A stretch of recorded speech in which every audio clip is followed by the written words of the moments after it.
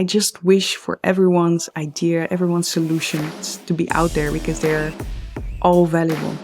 Great ideas usually take a while to form, to get shape, and it can help to bring other people. Another myth is that brainstorms are amazing because we feel amazing because it's social, and that it's actually not. When I was writing a novel, I tried to gather 100 rejections. What it taught me was I can get used to receiving negative feedback and I'll survive. You don't have to say everything, but if you have really something to bring to the table, bring it, because you are supposed to be there. Just go there and try it. It doesn't matter if it sucks. It doesn't matter if it doesn't work.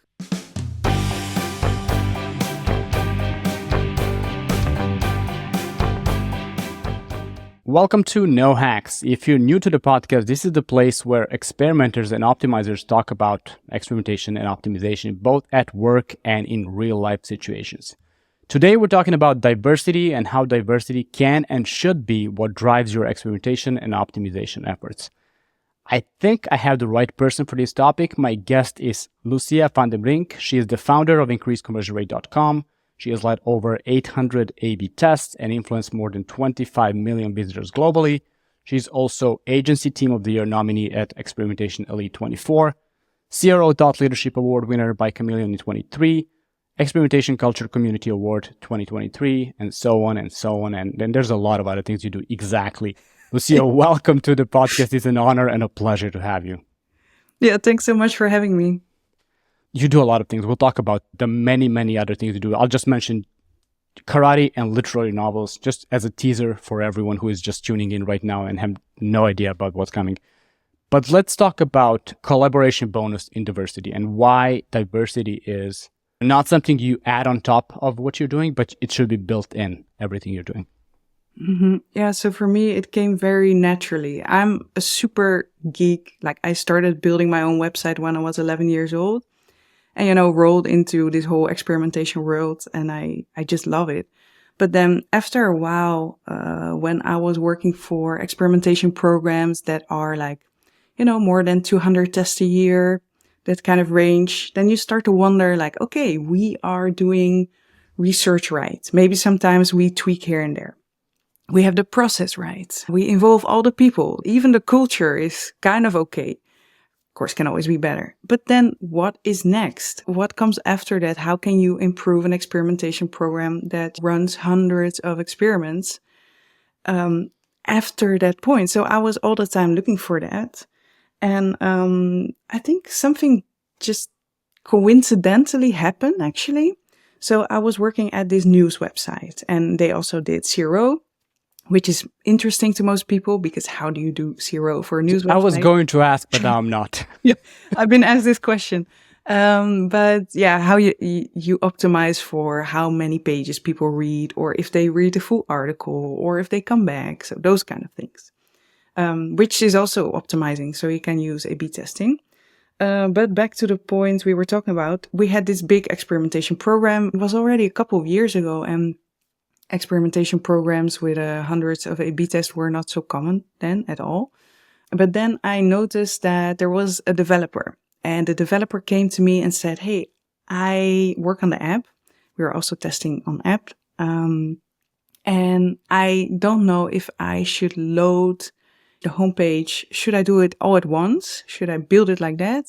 Or shall I do it like in two parts so that it's quicker the first part but the user will see the difference, or in three parts?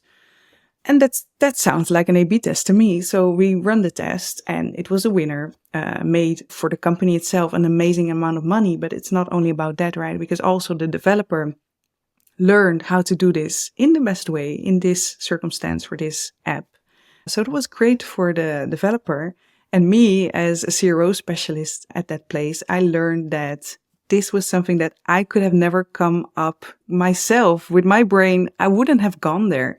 I needed this person. I needed this developer with his knowledge and with him building the stuff to come up with this idea. And seeing that made me realize, hey, I can only come up with ideas that are like, that are yellow. So I come up with the yellow ideas, but I need someone to come up with, okay, I'm going to split my post-it. I need someone to come up with the green ideas because I don't have this green mind. So That's how I stumbled onto this whole diversity theme. And then I actually started to try to facilitate that more, right? Because as a CRO specialist in a company, sometimes you're facilitating a process. So I tried to make as many people involved as possible. And eventually, I think last year or 2 years ago, I started even calculating the win rate of me personally in an experimentation program and my ideas versus all the people together. Mm-hmm. So all the people that came up with ideas. And guess what? I wasn't the winner. It was all the people together. Okay, a lot of information. Yeah. But that's an interesting take, especially measuring the success of you as a person within a program. I haven't heard that before. Maybe people just don't talk about it, but that's a very interesting take. And like you said, and I love the visuals there, by the way, the yellow and green. It was just something that was on my desk. Really, yeah. Almost like it was planned. It was really good. But that's what diversity is. Like diversity is different backgrounds, different ways to think about the same problem. And, this is going to be the dumbest reference ever. You know the cartoon Care Bears? I saw it mentioned somewhere yesterday. You know when they stand and shoot different rainbows at the enemy and they win in the end? Right. Isn't that it? Yeah, no, you're right. Oh, it's a great image. I love that. I saw an Estonian comedian talk about Care Bears last week in a podcast episode. But yeah, I think this is the best possible reference. I'll make a LinkedIn post about this and see if people laugh. So that's what got you into this kind of mindset. But then you came up this last year before at the Conversion Hotel with the 1-2-4 framework. Explain that one, please. Actually, it's not. I cannot take full credit for it because it comes from Scrum, from Agile Scrum. Mm-hmm. And there you have this concept called liberating structures. I don't have the book here. And that is where I found this method. But it applies very well to CRO. So for me, it was just a task of bringing this thing that already exists into our CRO world. And what it does is it helps people that usually don't speak up or maybe that are bothered by hierarchy in some way. Maybe the intern that feels like, oh, I don't know if I can say anything. It helps those kind of people as well as the extroverts. So it brings everything together. It's called 1-2-4 all. Like you said, the brainstorm format. And it starts with you as a person. So imagine we have a group, we're doing a workshop, and we have a brainstorm together. And what we are brainstorming about maybe something for next quarter based on UX research. And then the first step is to ask everyone individually to come up with solutions or ideas or inspiration for whatever problem it is that you're trying to solve. Because if you immediately leave it up to the group, you will have a group dynamic. And we're very social creatures, right? So what comes out of a traditional brainstorm with us sitting in a room and everyone just speaking up whenever they want is you're kind of bothered by that group dynamic because the group dynamic is there to be social and it's not there to find, the best solution or the best truth. So you kind of have to go against that. And if you don't, you will find the ideas that kind of overlap. So imagine, Sunny, you and me are in this brainstorm, and then maybe we also have a developer. And then the ideas or the solutions that we agree upon are the ones that we all understand, are the ones that maybe we all already have that are in our shared conscience, because a group also has like a shared conscience. But it's probably not going to be the idea that the developer comes up that we maybe not fully understand. While that can be a very valid solution to our problem. So that's why we start with one person.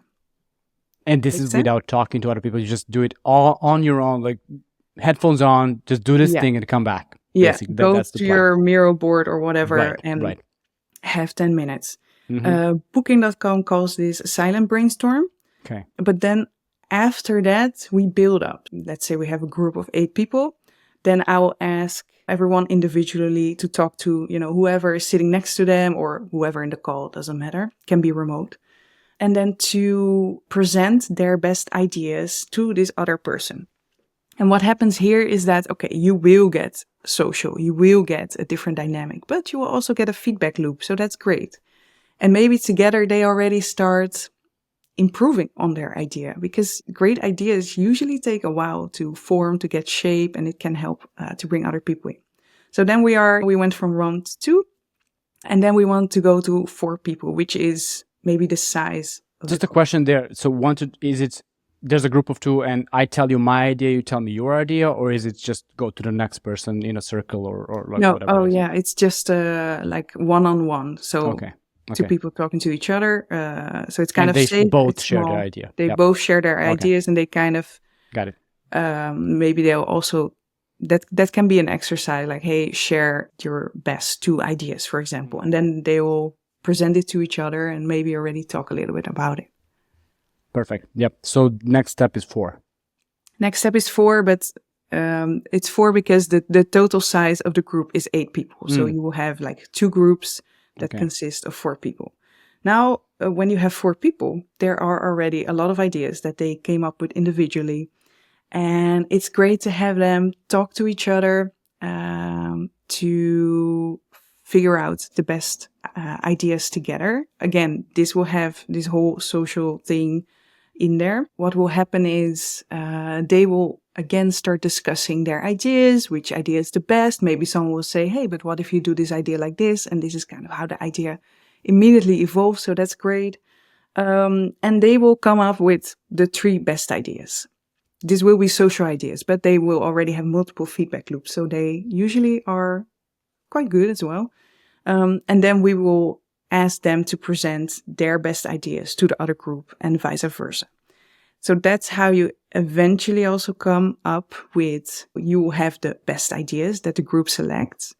But if later on you go back to your Miro board or wherever people brainstorm individually, then you will see all the ideas are just right there. So it's the role of the facilitator to go back to see, let's call them silent ideas, that maybe weren't picked, but maybe are still valid to put on a list and prioritize, for example. So that's the way that you can mine ideas from a brainstorm that are not the most obvious idea or are not the most obvious ideas chosen. I like the multi-step ideation process. These are feedback loops along the way. It reminds me, and I'll probably butcher the exact flow, but early day Walt Disney Company had different rooms for ideas. So there was one room where everybody throws whatever they have. And I think it was a room 2 where it was the butcher room, basically, where you kill all of the ideas that are not viable. Yeah. It's a bit different. It was what, the 40s, 50s. Of course, it was completely different. The idea was not to get diverse ideas. It was just to go as creative as possible. But multiple steps and ideation from one step to another, I think, is what adds a lot of value that you would not have from, let's just have a 4-hour workshop and pick the best idea all in one go. It's not supposed to be like that. So there's one last step, right? This is where you select. Right. So this is where you have 2 groups of 4 people and they present to each other so that all the groups become aware of all the best ideas. Yeah. It's like a debate club almost, where presenting. They can discuss, that's fine as well, but it can also just be like present the thing. Right. Because in the end you want everyone probably to be working on this and have this conscience, hey, these are great ideas. It's a beautiful process. You should take credit for it. I don't care if it was somebody else who did it in a different way before. This is your thing. I think the biggest value from all this is the silent ideas that get left on the board that would not even exist or come out of a person's head if it was done like with the whole group from the get-go. Because every group, every herd has a leader. There's always the loudest person in the room, and there are always people who just defer and will not say anything because there's someone else already talking. And what if they think it's stupid and whatnot? And I think the value is in that idea bank that gets left behind that you can go to and maybe ideate from and get better ideas from that. So can you give me an example of how this works? Give me some interesting stories about the process. Yeah, so I use it with my own clients as well. So I come into a company and you are an external person. So you don't know what they know. And they probably have a lot of information about their product, stuff they researched or already learned. So it's not only a great way to mine ideas, to find ideas of everyone. But for me, it's also a great way to become aware of the ideas that are already living in an organization. And when you talk about ideation and the conscience of groups and of companies, there are certain ideas that everyone knows, hey, we all want to do this, but we're not doing it yet. And those are sometimes the ideas that me as an external person also doesn't know. So then I'll realize that. So that's another method you can use.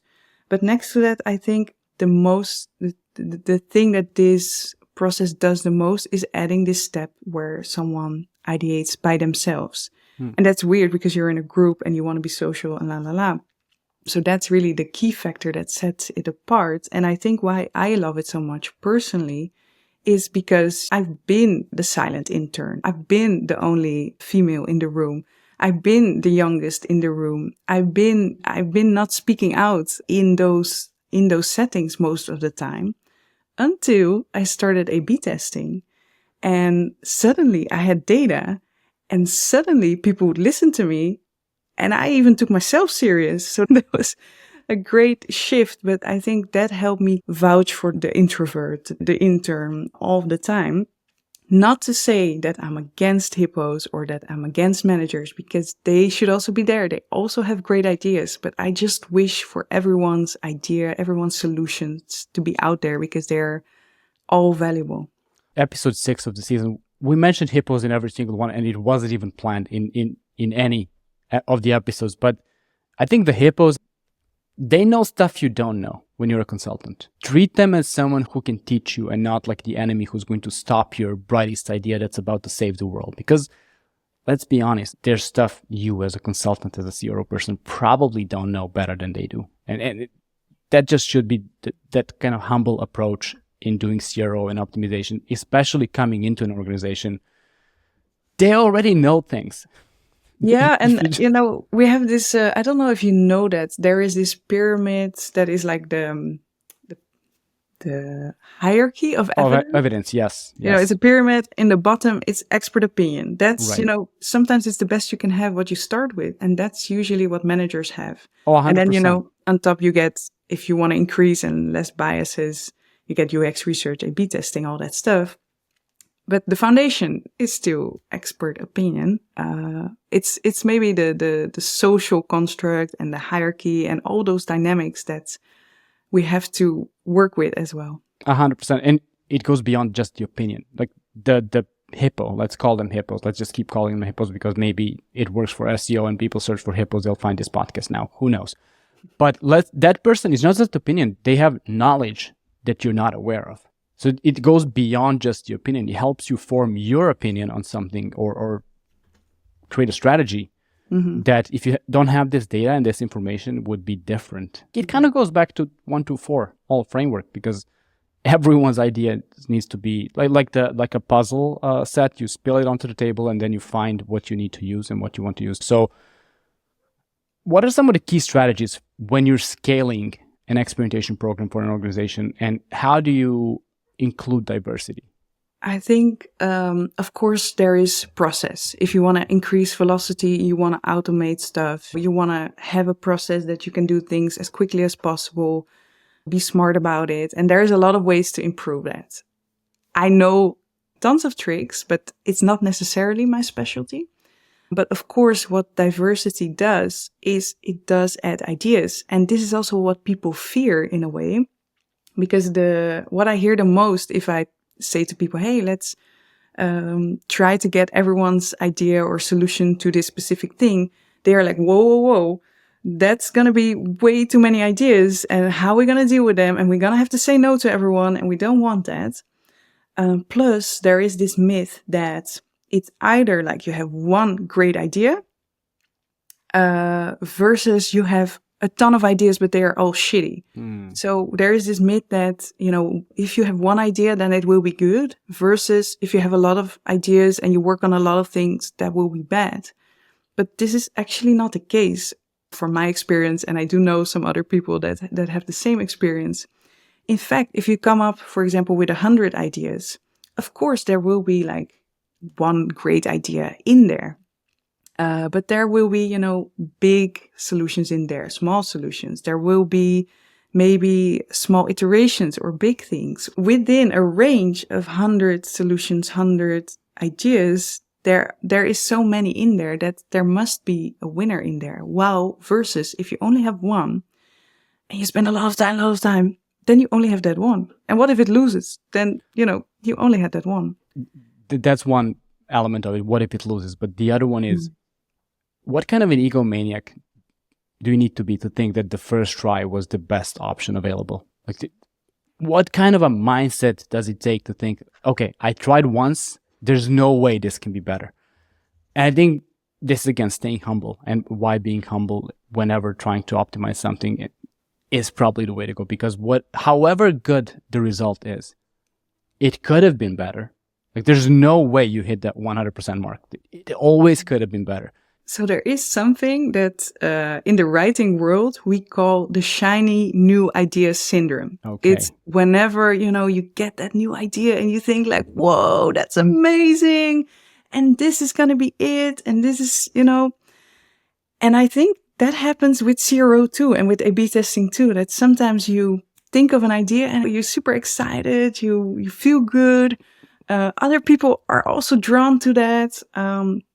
So maybe this shiny new idea syndrome is a little bit in our way as well sometimes. But if you stay humble and you kind of force yourself to think like, okay, but what if I make another variant? What if I make it smaller? What if I make it bigger? What if I do it in a totally different way? Then you already have 5 solutions or variants, of course. So then you have to kind of force yourself to go a little bit further than just the shiny, bright, new idea. And I'm not sure if you're familiar with this, but I think it's a nice concept to think about. I think the parallel is amazing. And now you're killing with analogy as well. You're taking my crown. I love that. But you know about writing, so I'll give you this one. Let's do a rapid fire section. I have a few questions. No more than 10 to 20 seconds on each one. And even I haven't read them in weeks, so I don't even know what they're going to be, kind of. And then we're going to talk about applying experimentation in real life. We'll talk about the writing, karate, and all of the other incredible things that you have been doing. So what is the one digital tool you cannot live without? Question 1. Ooh, I think it's Evernote. Evernote. Yeah, I love Evernote. I just quickly go there to write down thoughts or like quotes from other people, books, podcasts. It's like really my go-to extra brain. And I know other people have much fancier programs, but I think Evernote is it for me. It's Apple Notes for me. That same thing. So I'm even more simple in that sense. It's cheaper, I think, right? It's free. It's free, yeah. Because Evernote got paid, and then I was like, exactly. But I had to do it. What's your favorite book or podcast that influenced your work?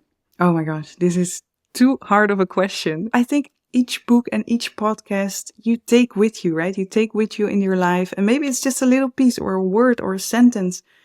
And then whatever you create yourself after that is always kind of the response maybe to that or, whatever. I'll take that. That's a good answer. Good? That's a good answer. What's the best piece of advice you have received in your career? Why are these questions so hard? I have received, luckily, many pieces of advice. But I think at one point, I stopped listening to other people's advices. And that was maybe the best thing for me because before I was very insecure. And then I was always looking for other people to tell me what to do, how to do it, what is the best way.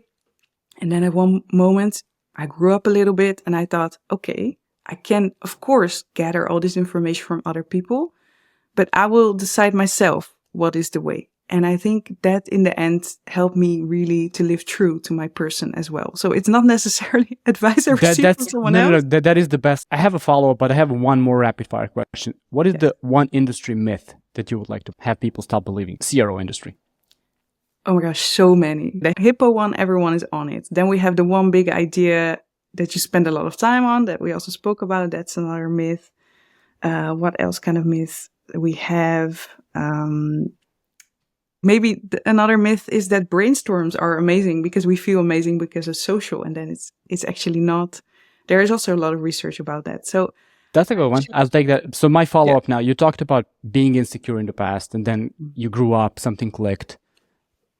I think there are a lot of people who feel that insecurity and maybe I should not be speaking now in a meeting, or you know what I'm talking about. I was like that too.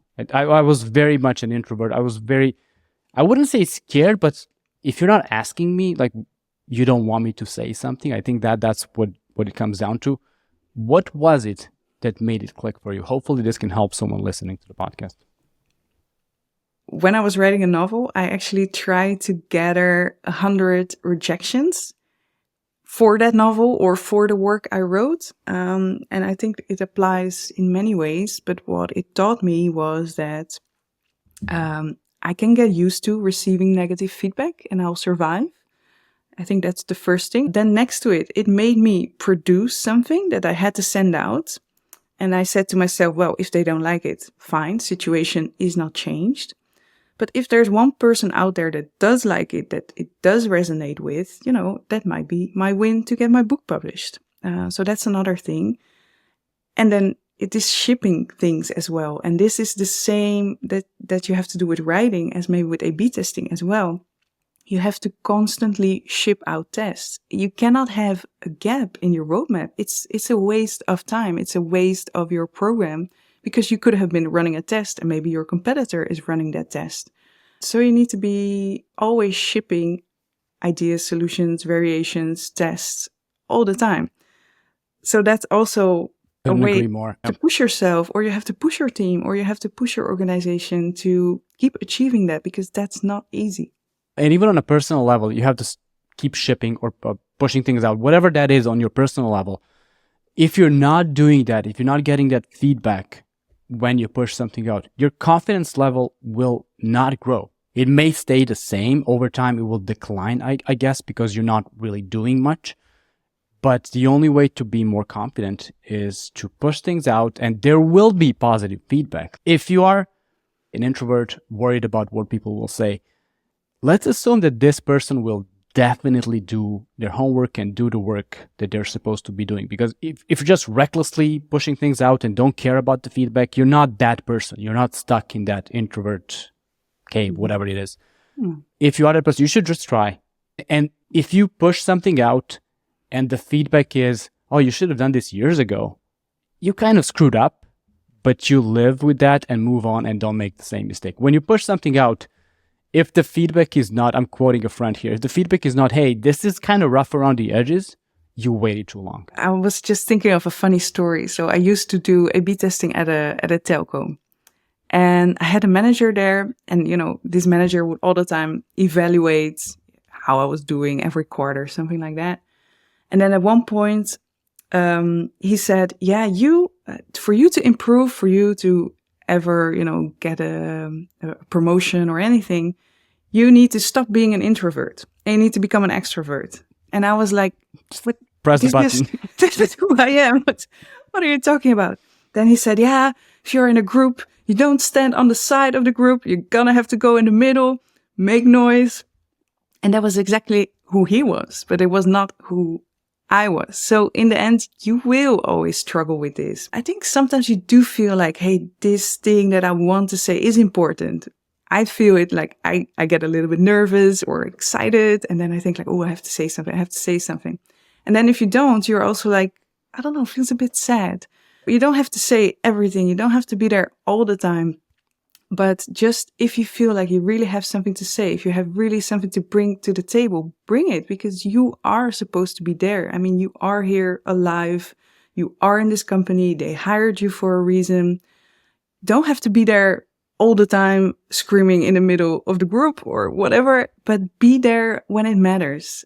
That might be the advice that I would give people starting out or shy. Just be there sometimes when it matters to you, and that's already enough. That's great advice. Maybe like a few years from now, we get a listener who said, hey, in October 2024, I followed her advice. Look at me now. So listeners, I want to hear from you in 2027. I don't know. Let's see. You mentioned the 100 rejections and novel writing process. Your experimentation principles from CRO, from your work, do they translate to writing at all? I think so. I think everything you want to do high level, looks a little bit alike. So in that sense, what I did with writing, what I did with karate, what I did with experimentation is kind of the same. Like you start at the base, right? You have to learn the techniques. You have to learn how it works, how to write a book, how to set up a test, how to punch. So that's where everyone starts. But then after a while, you get experience and you learn, and you're maybe at the top of your game. Maybe you're the best of the country. Who knows? Maybe you're the best of the world.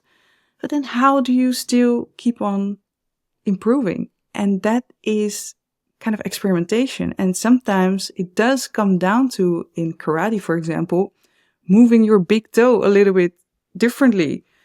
And that's going to make a change.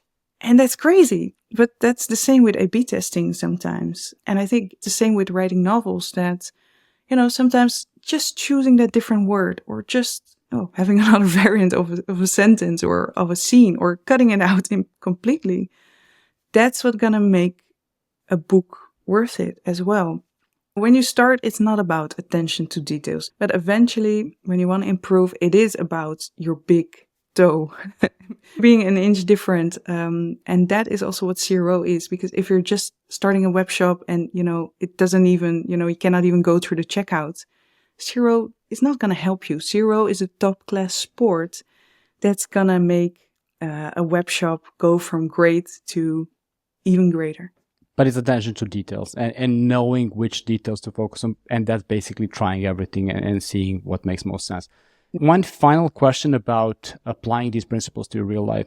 You have so many things going on. I'm not even going to list them because we talked about a lot of them, but what are some of the principles that you apply to balancing things out and knowing when to focus on which one and shift your mindset from one to another?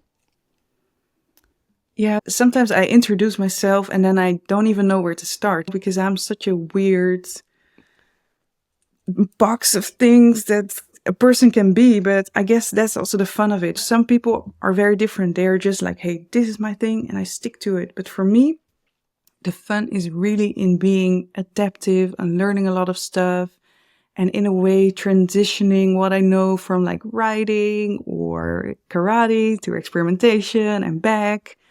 And for me, that is creativity, when worlds come together when they shouldn't come together, or when maybe it doesn't even make sense. But that's sometimes where something new exists. But if you ask me how to balance it, I try to do what I like and what I have passion for, because there are so many things out there. You have to also select, of course, what you're going to do with your time. And you can do that throughout the day. You can say like, hey, in the mornings, I always do this. In the afternoons, I always do that. For example, when I founded Women in Experimentation, at first it was just me, right?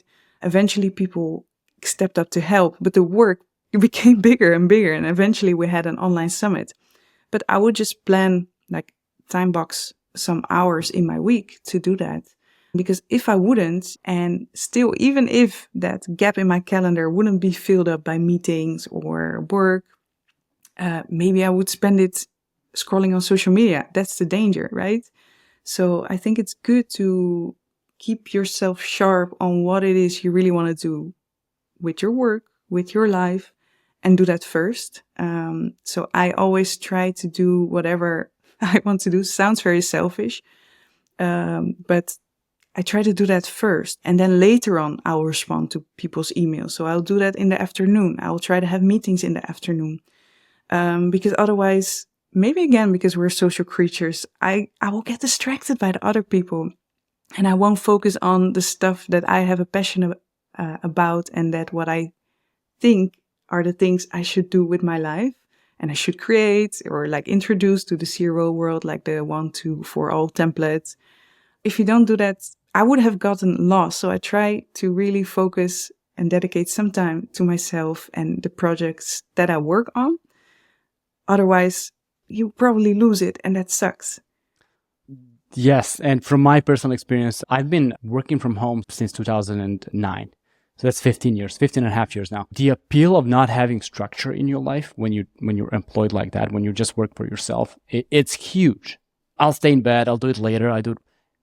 But the more structure you have, and the more of those time blocks you have where this is time when this is getting done. If it's not getting done, in this time frame, it's never getting done. And that kind of responsibility to yourself, it pushes, it helps you move things forward. Even if my biggest productivity hack on No Hacks podcast, sharing this, is when you have a lot of work and you don't have work hours, you don't go to an office or whatever, just limit your working hours to like 6 or 7 hours a day, and then block out the non-work time. You will be so much more productive in the 6 hours that you're working than if you thought 9 a.m. Okay, I'll do it in the afternoon. I'll do it in the evening. I'll do it tomorrow. No, there's only 6 hours to get this done. And that way you become more efficient. You do it faster. You come up with better ways to do things in the end. This was such a great conversation. I'm really, really happy you were a guest of this podcast. Finally, such a huge name in the CRO space.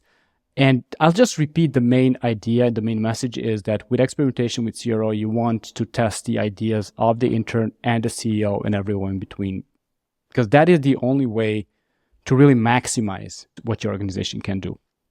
What is your final advice for people listening to this podcast? Someone entering CRO as a career, run away, or is it something else? No, don't run away. It's fun. And there are a lot of nice people in our definitely in our business, I would say. No, so don't run away. Stay, have a cup of coffee, start with the basics, start, educating yourself about how everything works. And in the beginning, it is good to have a beginner's mind. And the beginner's mind is something that comes from, I think, Zen Buddhism, where they say the beginner's mind, whenever someone starts out, is like a sponge. So you're like a sponge when you start out, and you try to, soak up all the knowledge that's out there. And that's great. And you have to go with it. Try it to learn as much as possible. Listen to wonderful podcasts like these. Go do a course, go read a book, all those stuff. And eventually later on, you have your own tactics. You have your own opinions. That comes later on. But just start somewhere, because sometimes people say, yeah, but I'm not in the opportunity to even run an A/B test. But you are in the opportunity to run an A/B test. How about maybe you build like a WordPress, or you build a website quick and you try, I don't know, there are testing tools out there that have free trials, or, that you can use until a certain limit of users. Just go there and try it for your home build website. It doesn't matter if it sucks. It doesn't matter if it doesn't work, but you're just learning. You're just getting your, 100 rejections, maybe like I did. And just go with it. Just try. And it should count even more than being at a junior role in an agency or something like that. If you have the initiative to figure things out on your own, how I'm going to do this, maybe you ask some people on LinkedIn that are smart and can help you, because people will in this industry. This is something that I've learned. People will help others. Like that's just how it works. I love that. What is the best way for the audience to connect with you? LinkedIn is a pretty good platform to send me DMs or follow the work I've been doing. Of course, sometimes I speak at events, so just come to me and we'll have a talk. But I think LinkedIn is the easiest. Wonderful. Once again, thank you so much for doing this. So to those of you who were listening, go to nohackspod.com/follow. You can follow all of the social channels. And please share this episode with someone who is not aware of it, because if you enjoyed it, I'm sure someone else will. So please do that. The final question: what is the one key phrase or word you have for yourself 6 months from now? Have fun.